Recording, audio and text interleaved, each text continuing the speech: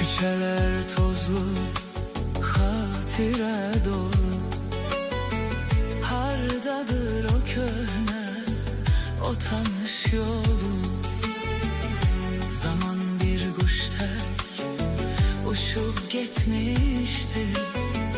Ömrün payızında bahar bitmişti.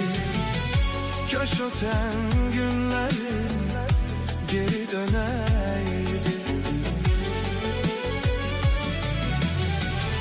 İçimde yanan bu ateş söneydi.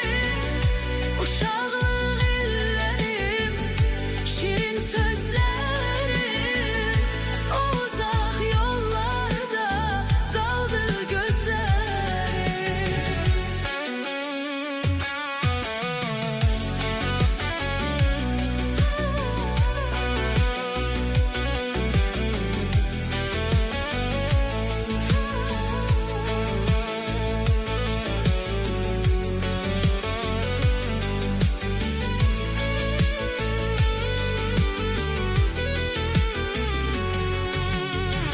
Dostların gülüşü hele kulağımda.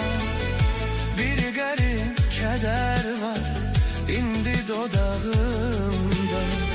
Ah kara şekiller sarılıp kalıp, zaman bizi bizden uzağa salır.